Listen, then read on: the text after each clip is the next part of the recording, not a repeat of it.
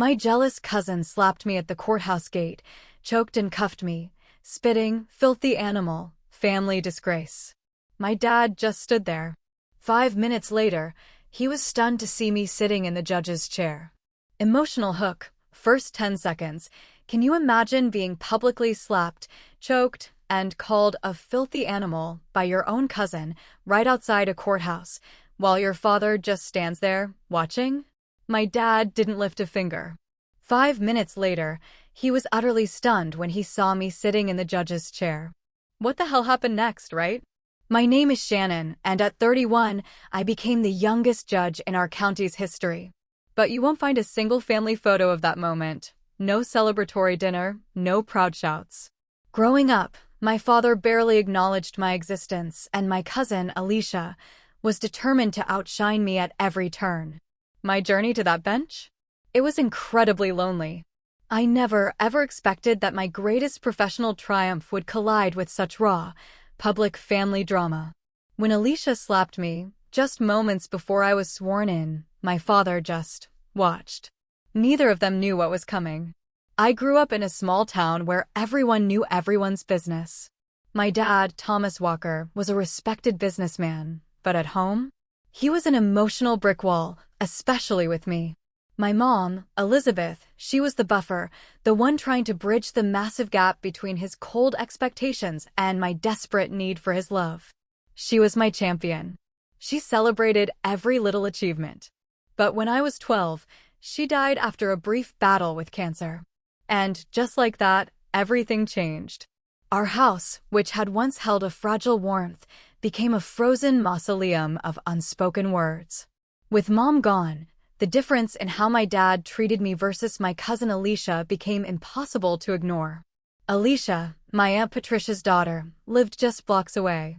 She was at our house constantly, only 2 years older than me, but somehow, she'd secured a special place in my father's heart that I could never reach. Shannon, why can't you be more like your cousin? That became the agonizing soundtrack of my teenage years. Alicia was outgoing, quick with a joke that made my dad roar with laughter. Me? I was reserved, preferring books to parties, pouring my energy into academics. My dad just never saw that while Alicia was charming, her grades were mediocre at best. Meanwhile, I maintained a perfect GPA, joined every academic club. My 8th grade science project won the state competition, even earning me a feature in the local paper. My father barely glanced at it. 2 weeks later, when Alicia made the junior varsity cheerleading squad, he took the entire family out to the nicest restaurant in town. "Your cousin knows how to be a team player," he told me that night, his words cutting deep. "That'll take her further in life than any science award."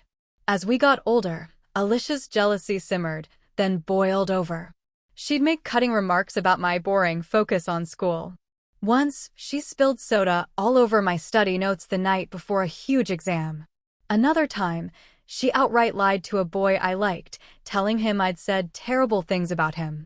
These were small cruelties, but they built up, a constant drip, drip, drip of pain. And my father? He never, ever intervened. The most painful incident, though, happened in high school. We had to write an original short story for English class. I spent weeks pouring my heart into mine, a tale about a girl finding her voice after losing her mother. Somehow, Alicia got onto my computer, found my draft. She copied huge chunks of it, tweaked it slightly, and submitted it as her own, 2 days before the deadline. When I found out, I was devastated. I confronted her privately first. "What does it matter?" she shrugged. "You always get good grades anyway." I needed this win. I went to our teacher with both versions, explaining what happened. Given our academic histories, the teacher believed me. Alicia received a failing grade. This sparked a huge family drama. My aunt called my father, absolutely furious that I'd humiliated her daughter. And instead of defending me, my father grounded me. "Family comes first, Shannon," he lectured. "You could have just written another story." That night, I cried myself to sleep, feeling utterly, completely alone. The next morning, I went to school early, just wandering aimlessly, until I found myself outside the career counselor's office. Mrs. Taylor noticed my red eyes and invited me in. We talked for over an hour. It was the first time I admitted out loud what I really wanted. I want to become a lawyer, I told her, the words trembling. I want to fight for what's right. I want to be in a place where the truth matters. Mrs. Taylor connected me with a local attorney, Janet Reeves, who became my first mentor. She showed me that women could succeed in the legal field through intelligence, integrity, and sheer determination. She also helped me see that I didn't need my father's approval to pursue my dreams. When I told my father about my plan for pre-law in college, he dismissed it instantly. Lawyers are a dime a dozen, Shannon. That's unrealistic dreaming. You should focus on something practical, like business administration. You could work for me someday. His words stung, a familiar wound, but this time, they also hardened my resolve. I applied to colleges with strong pre-law programs, secured scholarships, financial aid, and prepared to leave home behind. College was both liberating and terrifying. Liberating because I was finally away from my father's disapproving glances and Alicia's constant undermining. Terrifying because I was entirely on my own financially. While most of my classmates got support from their parents, I juggled 3 part-time jobs alongside a full course load. Library assistant, waitress, tutoring gigs. Sleep became a luxury, but I was absolutely determined to succeed without asking my father for a thing. Despite that insane schedule, I maintained a 3.9 GPA and secured an internship at the district attorney's office during my junior year. When I called home to share the news, my father sounded distracted. That's nice, Shannon. Did you hear Alicia got promoted at the mall? She's an assistant manager now. Every conversation followed the same agonizing pattern. My achievements minimized, Alicia's ordinary life developments celebrated. Over time, I called home less and less. My father rarely called me. Meanwhile, Alicia had dropped out of community college after 1 semester, claiming it wasn't for her. This didn't affect her standing in the family at all.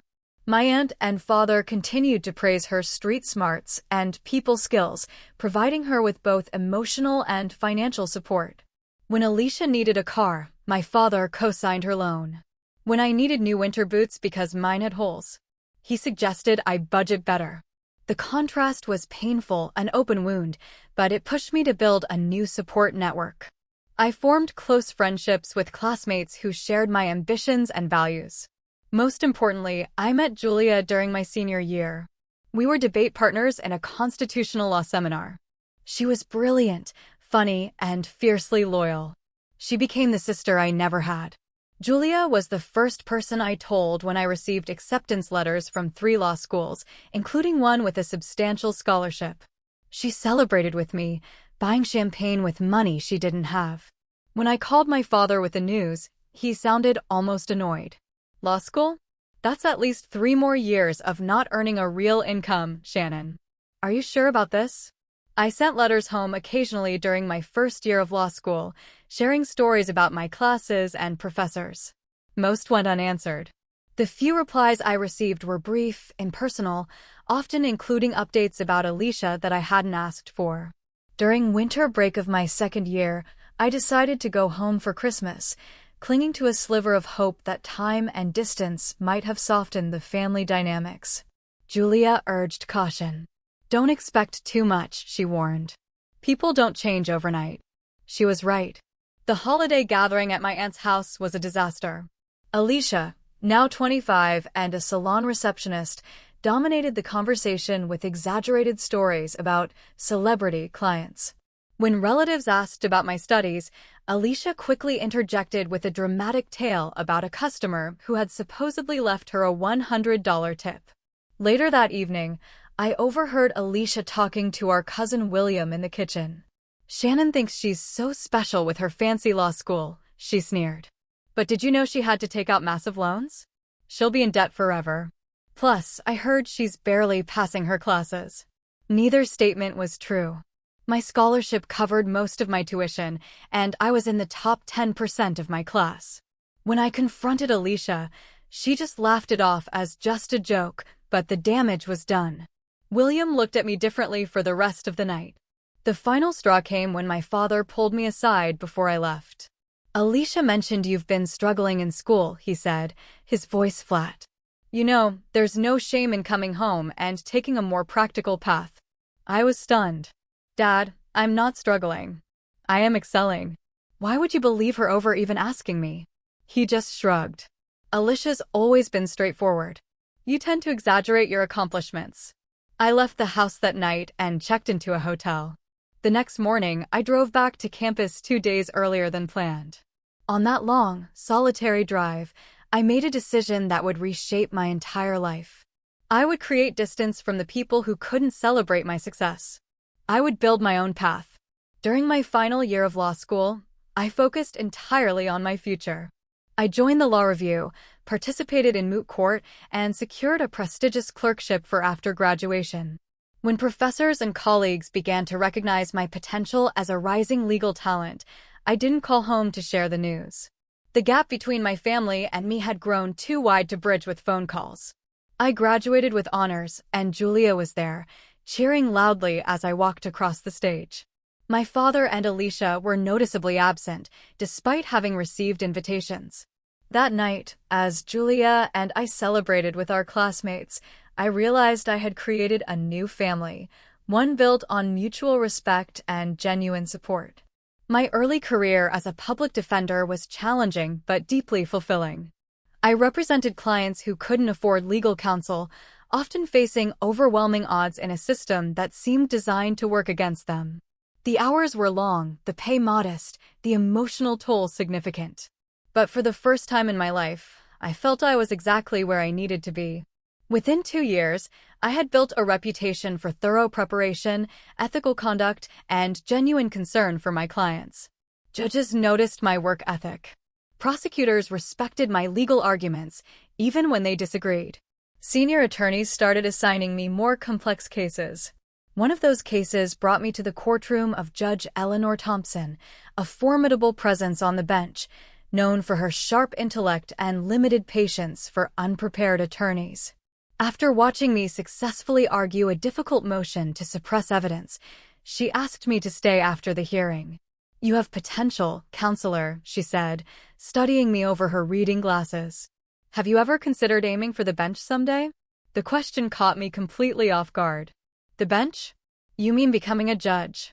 Yes, that is generally what the bench refers to in legal circles, she replied with dry humor. It's never too early to consider your long-term trajectory.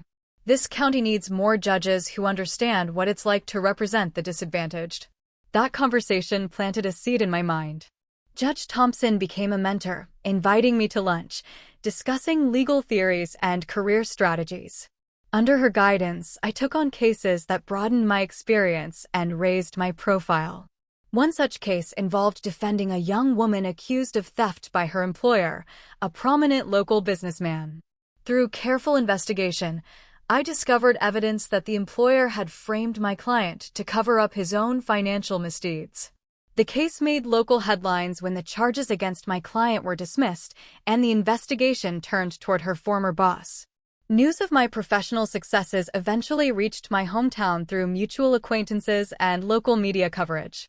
I heard from a former high school teacher that Alicia had become increasingly resentful as she learned about my career.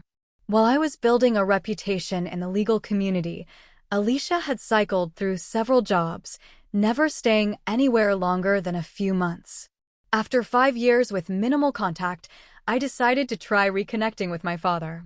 Time and distance had dulled the sharp edges of our relationship, and a part of me hoped my accomplishments might finally earn his respect. I called and suggested dinner during an upcoming visit to Connecticut for a legal conference. The restaurant was upscale, the conversation awkward. My father looked older than his 58 years, new lines etched around his eyes. We exchanged stilted pleasantries before he inevitably turned the conversation to Alicia. "Your cousin has been going through a rough patch," he said, swirling his scotch. "Lost another job last month. Not her fault, of course. The manager had it out for her from day one." I nodded politely, having heard variations of this excuse my entire childhood. "That's unfortunate. What are her plans now?" My father sighed. "She's had some legal troubles, too. Nothing serious. A couple of DUIs, a misunderstanding about some merchandise at her last retail job." Translation: Alicia had been caught stealing from her employer. The familiar pattern of excuses and minimization was exactly as I remembered. "I'm sorry to hear that," I said carefully. "If she needs legal advice, I could recommend some good attorneys in the area." My father's expression hardened. "We don't need your charity, Shannon. Alicia will figure things out.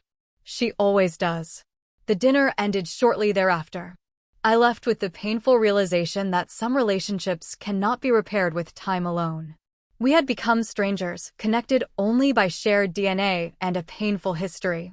A year later, I was shortlisted for a judicial appointment. At 30, I would be among the youngest judges in the state if selected. The vetting process was rigorous: interviews, background checks, evaluations.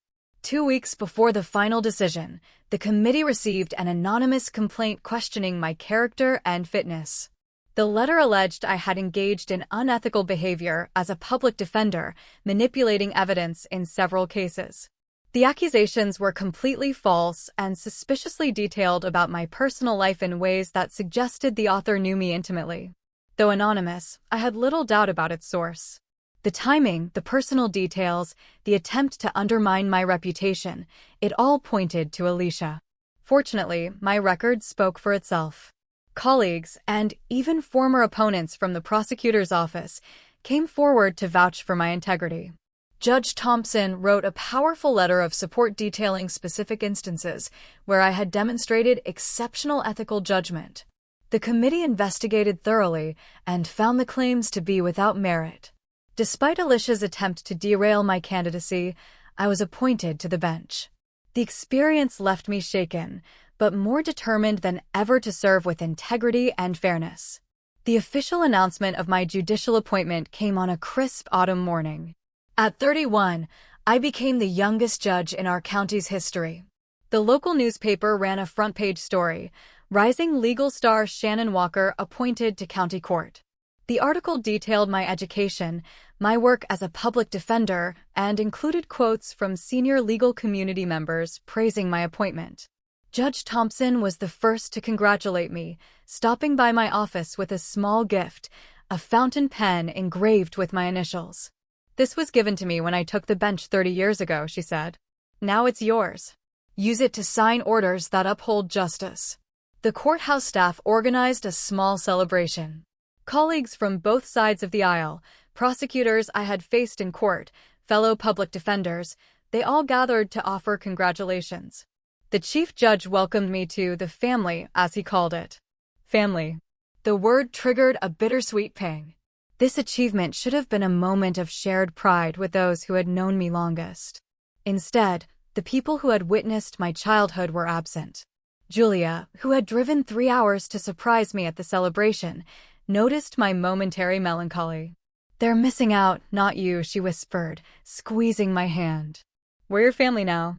She was right, of course, but there's something about a parent's approval that even the most self-assured adult still craves on some level. I had built a life I was proud of, surrounded by people who valued me. Yet, a small part of me still wished my father could see who I had become. 2 days later, my phone rang with a Connecticut area code. I immediately recognized it. My father was calling after nearly a year of silence. For a fleeting moment, I thought perhaps he had seen the news of my appointment. Maybe, finally, he was calling to acknowledge my success. "Shannon, we need to talk," he said without preamble. His voice sounded strained, almost desperate. "Is everything okay, Dad? Are you ill?" Concern immediately overrode our complicated history. "No, nothing like that. It's Alicia. She's in trouble. Serious trouble this time." Of course. He wasn't calling about my appointment at all. He was calling because Alicia needed something. "What kind of trouble?" I asked, my voice cooling several degrees. "Legal trouble. Fraud charges, identity theft. They're saying she could face serious time. She needs a good lawyer, Shannon. Someone who knows the system." The irony was almost too much.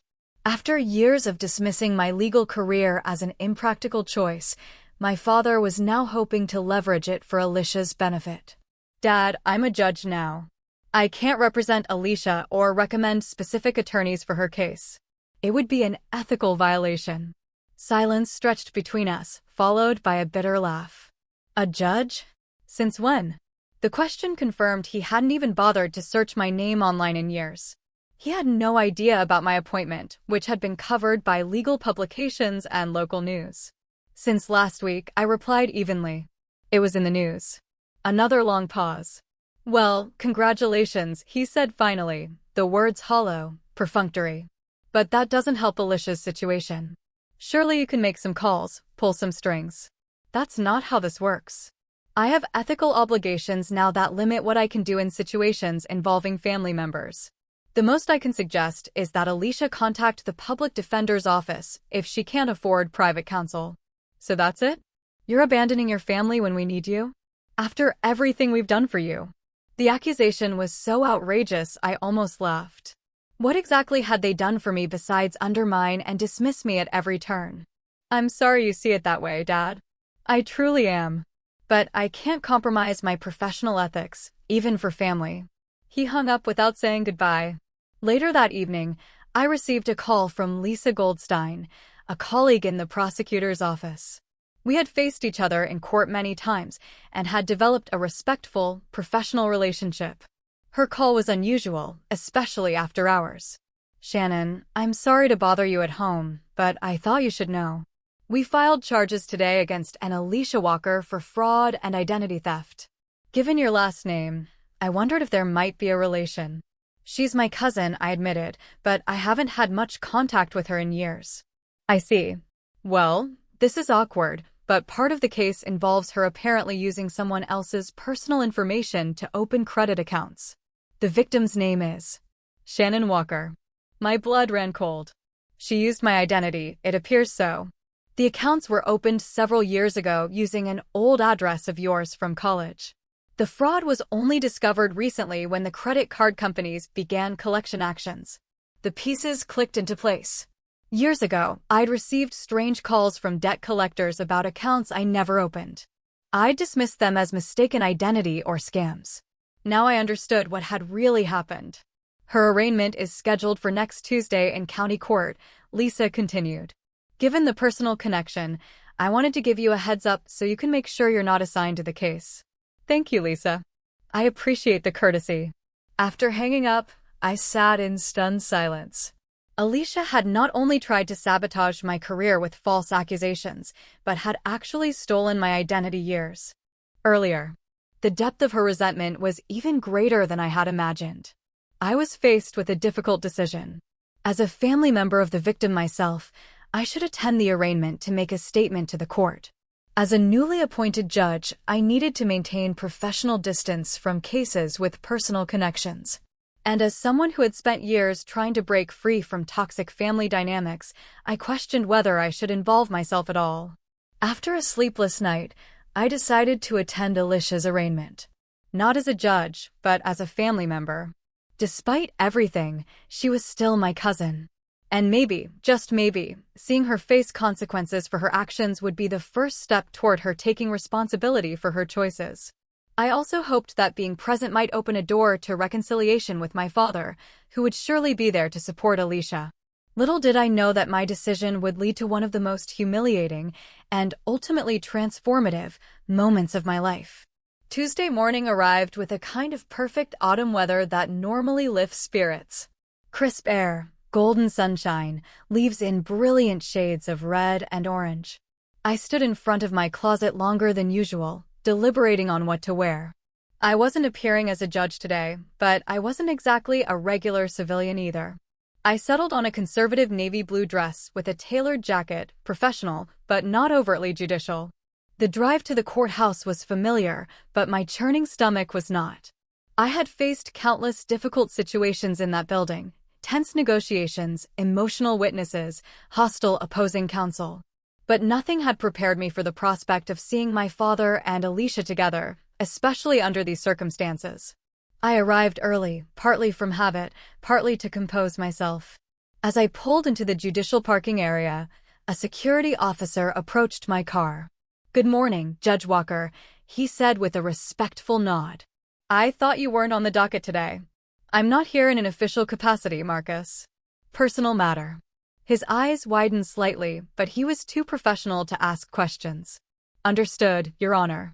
Will you be entering through the judicial entrance? I shook my head. No, I'll use the main entrance today. Thank you. Walking around to the public side of the courthouse, I spotted my father standing near the bottom of the steps, checking his watch impatiently. He looked older than he had at our dinner a year ago, his shoulders slightly stooped, his hair now completely gray. For a moment, watching him unobserved, I felt a pang of something like pity. He glanced up and saw me approaching. His expression cycled rapidly through surprise, confusion, and weariness. Shannon, what are you doing here? Hello, Dad, I said, stopping a few feet away. I'm here for Alicia's arraignment. His eyes narrowed. Why? To gloat? To make sure they throw the book at her. The accusation stung, but I kept my voice level. Despite everything, she's family, and I thought you might need support too. He seemed taken aback by this, unable to reconcile my presence with his perception of me as someone who had abandoned family obligations. Before he could respond, a car pulled up sharply to the curb. Alicia emerged from the passenger side, my Aunt Patricia from the driver's seat. Alicia looked terrible. Her normally perfectly styled hair was pulled back in a messy ponytail, dark roots showing through the blonde dye. Her face was puffy, her eyes bloodshot. She wore a black pantsuit that hung loosely on her frame, suggesting recent weight loss. For a moment, I felt genuine sympathy for her. That feeling evaporated the instant she spotted me. What the hell is she doing here? Alicia demanded, stalking toward us. Her voice was loud enough to attract attention from others entering the courthouse. Alicia, calm down, my aunt hissed, hurrying after her. We're at a courthouse. I don't care. She has no right to be here. Alicia stopped directly in front of me, close enough that I could smell the coffee on her breath. Come to watch the show, Shannon? Enjoying seeing me at my lowest. That's not why I'm here, I said quietly. I came to support Dad and to see if there's any way I can help. Help? Alicia laughed, a harsh, brittle sound. That's rich. You're the reason I'm in this mess. My father stepped between us. Alicia, this isn't the place. Let's go inside and meet with your lawyer. No. Alicia pushed past him. She needs to hear this. You think you're so perfect, don't you, Shannon? Little Miss Perfect with her perfect grades and her perfect job and her perfect life. You've always had everything handed to you. The sheer absurdity of her statement left me momentarily speechless. Everything handed to me? I had worked multiple jobs to put myself through school, while Alicia had dropped out of community college and still received my father's financial support. Alicia, I know you're upset, but that's not true. I've worked hard for everything I've achieved. Worked hard. Her voice rose to a near shriek. You sabotaged me. You told the DA about those accounts, didn't you? You've been waiting for a chance to ruin me. I didn't know about the fraud until last week, I said, struggling to maintain my composure.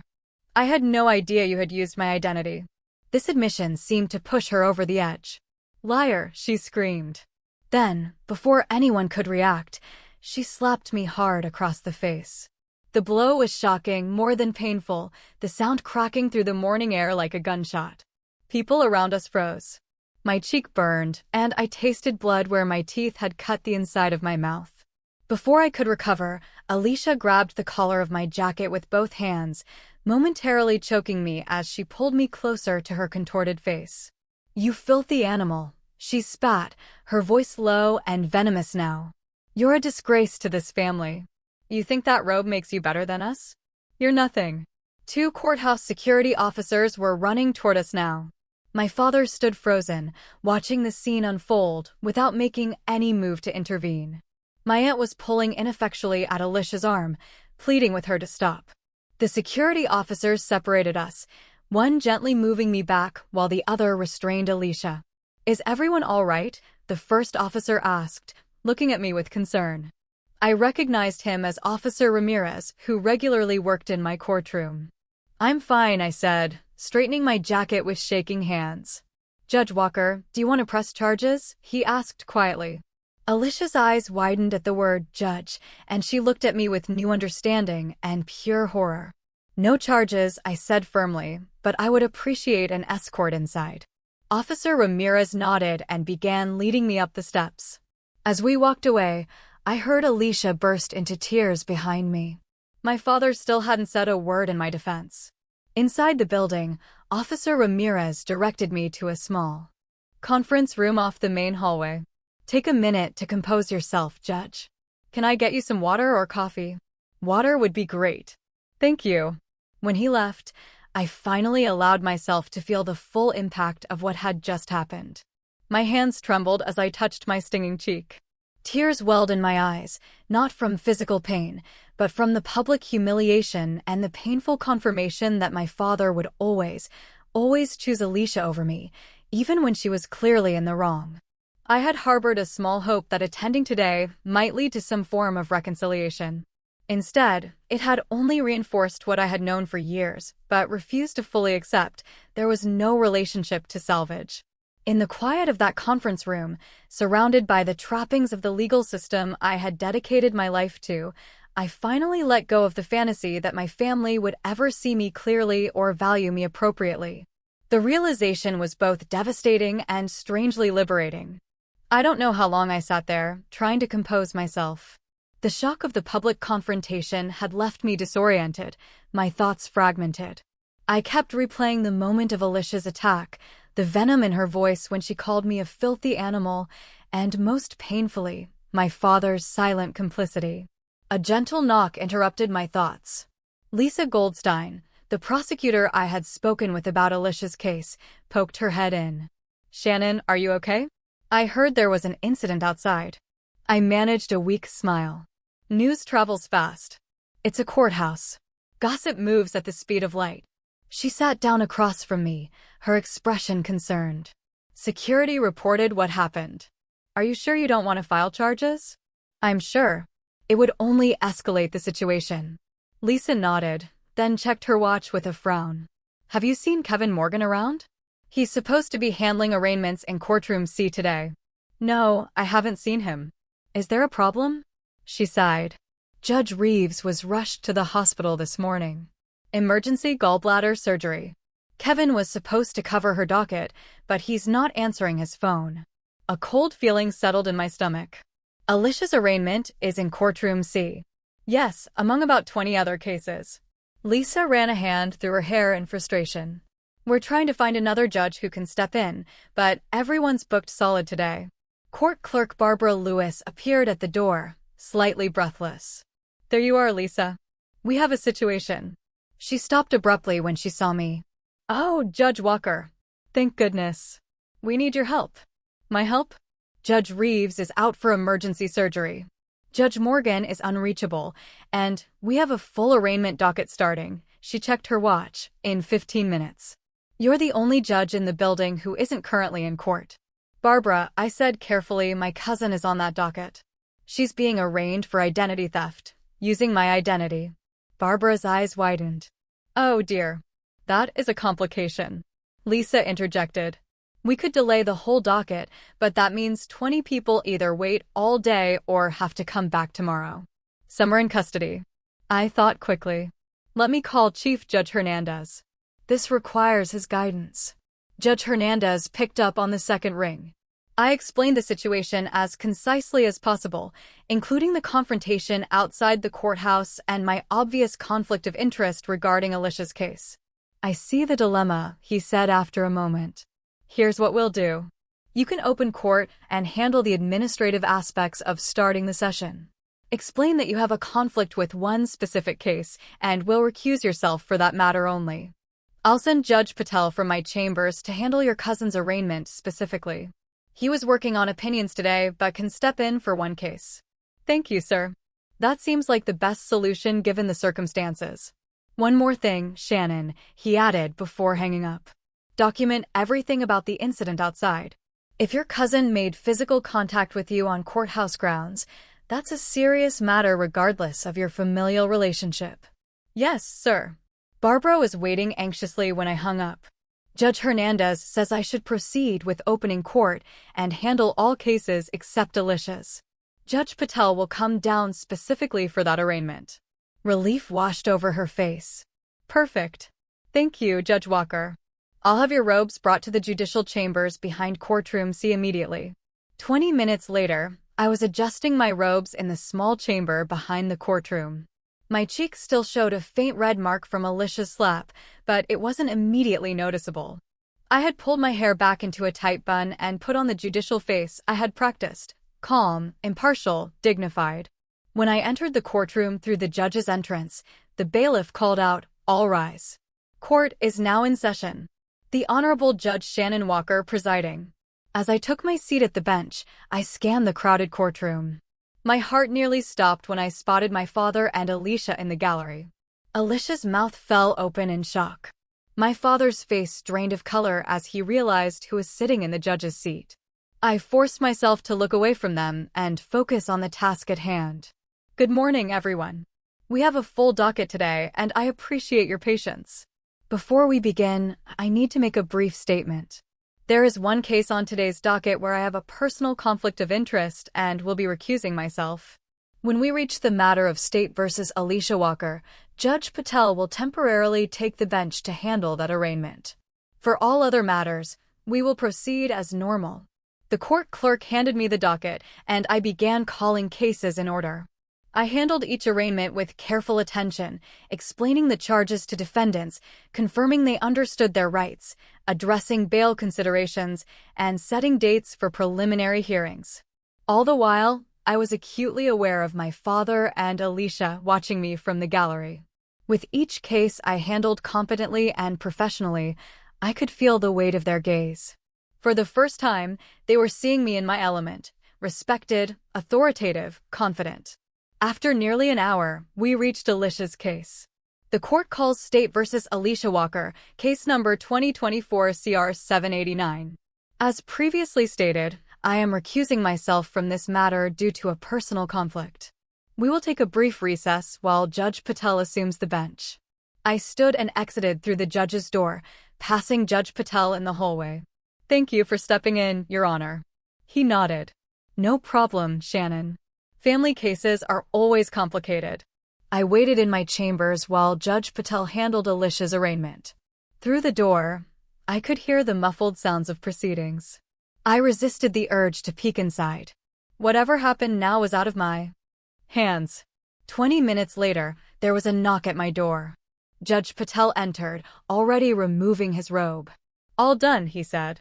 She pleaded not guilty, but her attorney indicated they'll likely be working on a plea agreement. Given the evidence, that's probably wise. Thank you again for stepping in. Of course. He hesitated at the door. By the way, your father asked me where he could find you. I didn't give him any information, but I thought you should know he was asking. My heart skipped a beat. Thank you for the heads up. After Judge Patel left, I returned to the courtroom to finish the remaining cases on the docket. Alicia was gone, presumably taken back into custody or released on bail, but my father still sat in the gallery, watching me intently. For the next hour, I focused entirely on the cases before me, giving each defendant my full attention. With the final case concluded, I adjourned court and retreated to my chambers. I was hanging up my robe when a knock came at the door.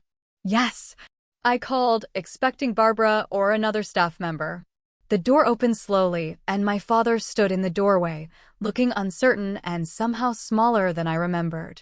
May I come in? He asked, his voice lacking its usual confidence. I nodded, motioning to the chair across from my desk. For a long moment, we sat in silence. The roles of our relationship had suddenly and dramatically reversed. In this room, I was the authority figure. He was the visitor seeking audience. My father cleared his throat. So, a judge. Yes. You never told me. I raised an eyebrow. I tried to, Dad. Many times over many years. You were always more interested in Alicia's latest job at the mall. He flinched at the accuracy of the statement. I saw you today in court. You were impressive. Coming from him, it was perhaps the closest thing to praise I had ever received. I didn't know how to respond, so I simply said, thank you. Alicia was released on bail, he continued. Her lawyer seems to think she'll get a plea deal. Probation, restitution, community service. That sounds appropriate for a first offense, I said neutrally. Another long silence stretched between us. Finally, he said what he had clearly come to say. I'm sorry about what happened outside. She shouldn't have done that. No, she shouldn't have. And I should have stopped her or said something. I looked directly at him. Yes, you should have. He held my gaze for a moment, then looked away. I've made a lot of mistakes, Shannon. With you. I see that now. It was an admission I had waited decades to hear, but it felt hollow, coming only after he had seen me in a position of power and authority. Had I remained a public defender, would this realization ever have come? Why did you always favor her over me? I asked, the question that had haunted me since childhood finally finding voice. My father sighed heavily. She reminded me of myself. Struggling, making mistakes, needing second chances. You were always so capable, so self-sufficient, like your mother. His voice caught on the last word. After Elizabeth died, looking at you was painful. You have her eyes, her determination. So you punished me for reminding you of Mom and rewarded Alicia for being a mess? He winced. When you put it that way, it sounds terrible. It was terrible, Dad. It was terrible to grow up feeling like I was doing something wrong by doing everything right. The conversation with my father in my chambers that day didn't magically repair 20 years of damage. There was no tearful embrace, no instant reconciliation. But it was a beginning. The first honest exchange we'd had since my mother died. I don't expect you to forgive me, he said as he prepared to leave. But I am proud of what you've accomplished, Shannon. Even if I've been terrible at showing it. Thank you for saying that, I replied. It means something to hear it, even now. We agreed to meet for dinner the following month, a small step toward whatever our relationship might become. As he reached the door, he turned back. Your mother would have been so proud of you. She always said you would do remarkable things. After he left, I sat alone in my chambers, letting tears fall freely for the first time that day. They were complicated tears, grief for the relationship I had never had with my father, relief at the small breakthrough we'd just experienced, and a bittersweet pride in how far I had come, despite everything. The weeks that followed brought significant developments.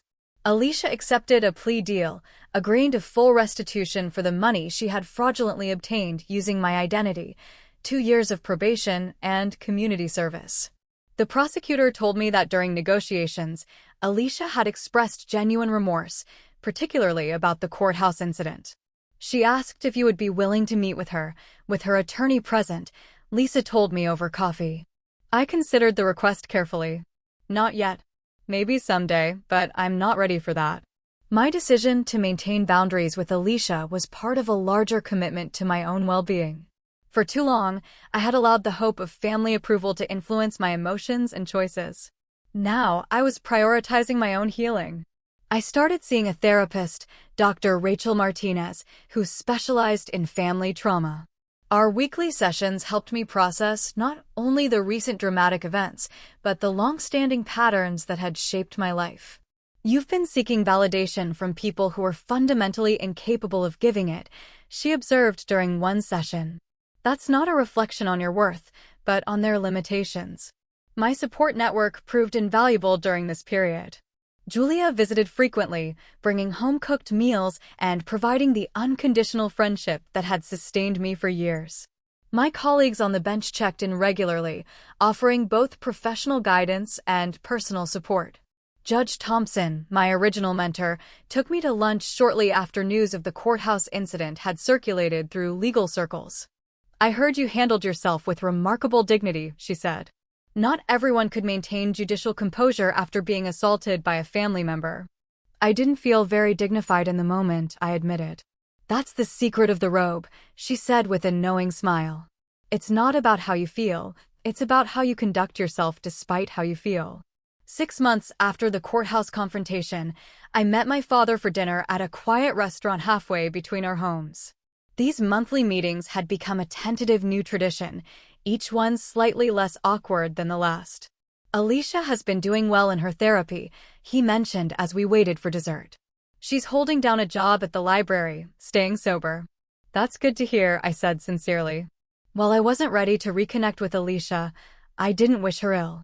How are things with you? Better. He hesitated, then added, "I've been seeing someone. A grief counselor. Should have done it 20 years ago after your mother died." This surprised me. My father had always dismissed therapy as paying strangers to listen to your problems. "What changed your mind?" I asked. "You," he said simply. "Seeing you that day in court, you were so composed, so strong. Even after everything that happened, it made me realize how much I've missed by holding on to the past. It wasn't a perfect relationship, too much water under the bridge for that. But it was honest in a way it had never been before. On the anniversary of my mother's death, I made a pilgrimage to her grave for the first time in years.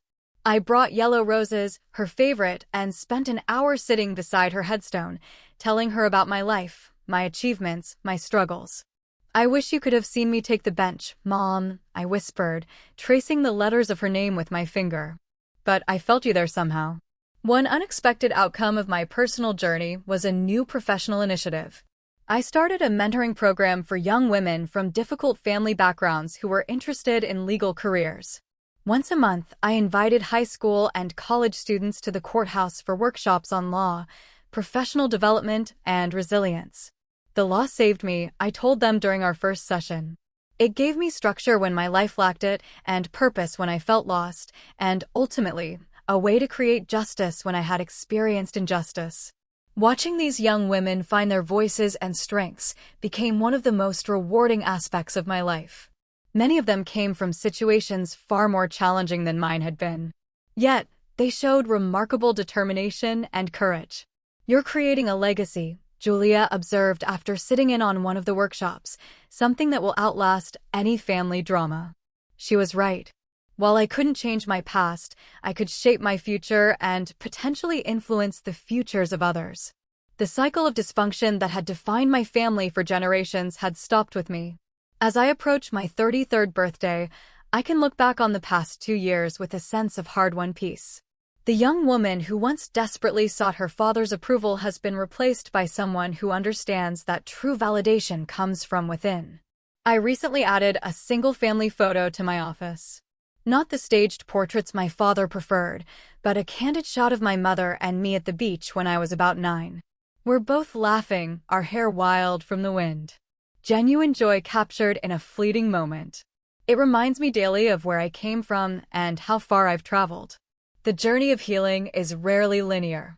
There are still days when old wounds feel fresh, when a casual comment or memory triggers the pain of rejection. But those moments no longer define me or dictate my responses. I've learned that forgiveness isn't about excusing harmful behavior. It's about freeing yourself from the burden of resentment. My cousin's attack at the courthouse door could have been just another painful chapter in our troubled family story. Instead, it became a turning point that ultimately led to greater understanding and peace. When she called me a filthy animal and my father stood by watching, I thought it was my lowest moment. I couldn't have imagined that minutes later, sitting in the judge's seat, I would begin the process of reclaiming my narrative and redefining my worth. We don't get to choose our families or the wounds they inflict. But we do get to choose how we respond to those wounds, whether we let them define us or use them as catalysts for growth. In taking the judge's seat that day, I wasn't just fulfilling a professional role.